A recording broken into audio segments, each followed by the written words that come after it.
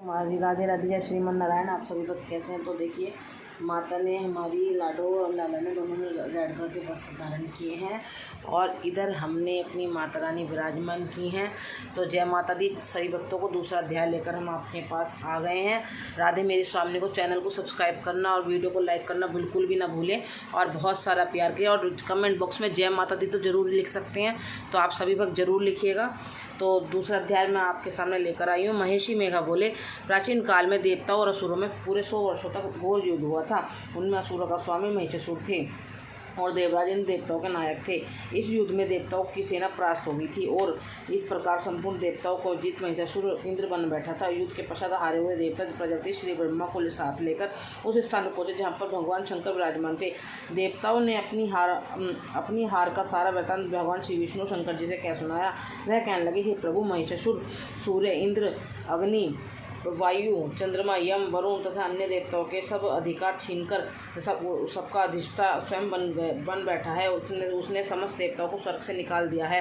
वह मनुष्य की तरह पृथ्वी पर विचर रहे हैं। दैत्यों की सारी करतूत हमने आपको सुना दी और आपकी शरण में इसलिए आए हैं कि आप उनके वध का कोई उपाय सोचें। देवताओं की बातें सुनकर भगवान श्री विष्णु जी शंकर जी के दैत्य पर बड़ा गुस्सा आया और उनकी भौहें तन गई और आंखें लाल हो गई। गुस्से में भरे हुए भगवान विष्णु के मुख से बड़ा भारी तेज निकला। उसी प्रकार का तेज भगवान शंकर, ब्रह्मा और इंद्र आदि सभी दूसरे देवताओं के मुख से प्रकट हुआ।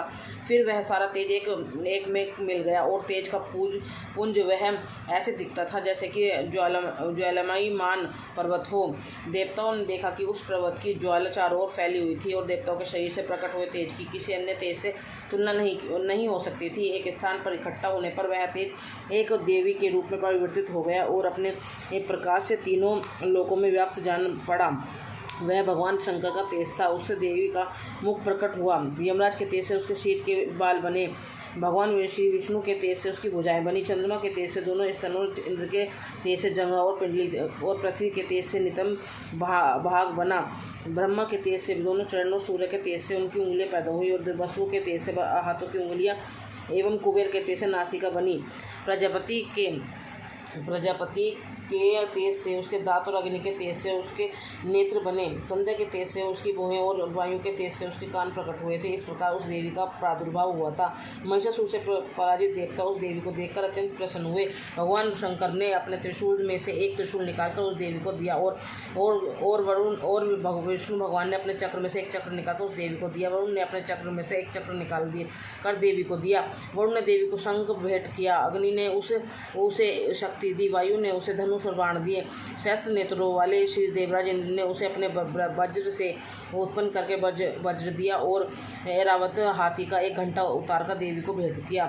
यमराज ने उसे काल दंड में ले एक दंड दिया। वरुण ने उसे पाश दिया। प्रजापति ने स्फटिक की माला दी और ब्रह्मा जी ने उसे कमंडलू दिया। सूर्य ने देवी के समस्त रोमों से अपनी किरणों का तेज भर दिया।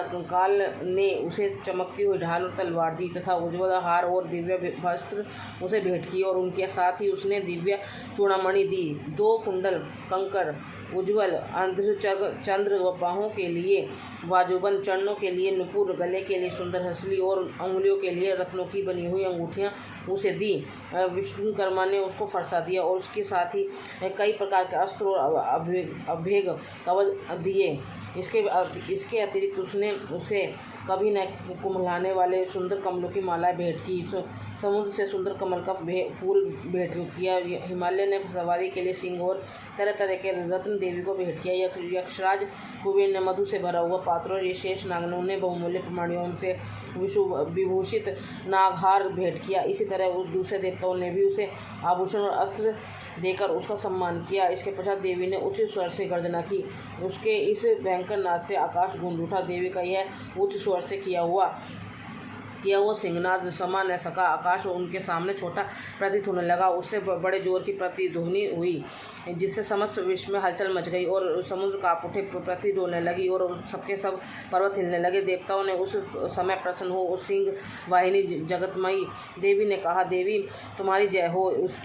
इसके साथ महिषियों ने भक्तिभाव से विनम्र होकर उनकी स्तुति की। संपूर्ण त्रिलोकों को शोकमग्न देखकर दैत्यगण अपनी सेनाओं को साथ लेकर और हथियार आदि सजाकर उठ खड़े हुए। महिषासुर के क्रोध की कोई सीमा नहीं थी। उसने क्रोध में भरकर कहा, यह सब क्या है, उत्पात है। फिर फिर वह अपनी सेना के साथ उस ओर दौड़ा जिस ओर से भयंकर नाद का शब्द सुनाई दिया था, और आगे पहुंचकर उसने देखा कि देवी को देखा, जो कि अपने प्रभा से तीनों लोगों को प्रकाशित कर रही थी। उसके चरणों के भार से पृथ्वी दबी जा रही थी।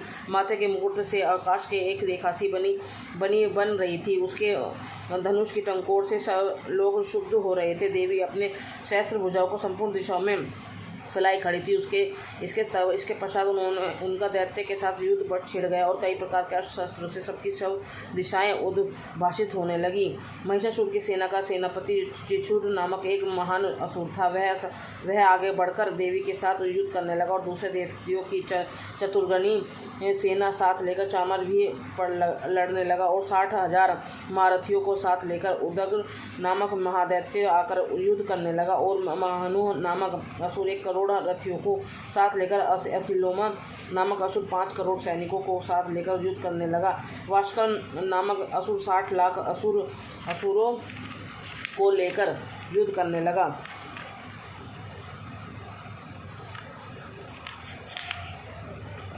विडाल नामक असुर 1 करोड़ रथियों सहित लड़ने को तैयार था। इन सबके अतिरिक्त और जो भी लड़ रहे थे असुर हाथी और घोड़ा साथ लेकर लड़ने लगे, और इन सबके पश्चात महिषासुर करोड़ों रथों हाथी और घोड़ों सहित यहाँ आकर देवी के साथ लड़ने लगा। सही असुर तोमर भिंदपाल शक्ति मूसल खड़ंगों फरसों पट्टियों के साथ रणभूमि में देवी के साथ युद्ध करने लगे। कई शक्तियाँ फेंकने लगे और अन्य शस्त्र आदि। इसके पश्चात सब दैत्य अपनी अपनी तलवारों के हाथों में लेकर देवी की ओर दौड़े और उसे मार डालने का उद्योग करने लगे, मगर देवी ने क्रोध में भरकर खेल में उनके सब अस्त्र शस्त्रों को काट दिया। इसके पश्चात ऋषि और देवताओं ने भी देवी की स्तुति आरंभ कर दी। वह प्रसन्न होकर असुरों के शरीर पर शस्त्रों की वर्षा करती रही। देवी का वाहन भी क्रोध में भरकर दैत्य सेना में इस प्रकार विचरने लगा जैसे कि वन में दवानल फैल रहा हो। युद्ध करती हुई देवी ने क्रोध में भर जितने श्वासों को छोड़ा, वह तुरंत ही सैकड़ों हजारों गणों के रूप में परिवर्तित हो गई। फरसे भिंदीपाल खड़ंग तथा पटीश इत्यादि शस्त्रों के साथ दैत्यों से युद्ध करने लगे। देवी की शक्ति से बड़े हुए वह गण दैत्यों का नाश करते हुए डोल शंख एवं मृदंग आदि बजा रहे थे। तदनंतर देवी ने त्रिशूल गदा शंख खड़ंग इत्यादि ने सहस्त्रों असुरों को मार डाला। कितनों को घंटों की भयंकर आवाज़ से ही यमलोक पहुंचा दिया। कितने ही असुरों को उसने पास में बांधकर पृथ्वी पर धर घसीटा। कितनों को अपनी तलवार से टुकड़े टुकड़े कर दिए और कितनों को गदा की चोट से धरती पर सुला दिया। कई दैत्य मूसल की मोर से घायल होकर रक्त बमन करने लगे और कई शूल से छाती फट जाने के कारण पृथ्वी पर लेट गए और कितनों की वाण वर्षा से कमर टूट गई। देवताओं को पीड़ा देने वाले दैत्य कट कर मरने लगे।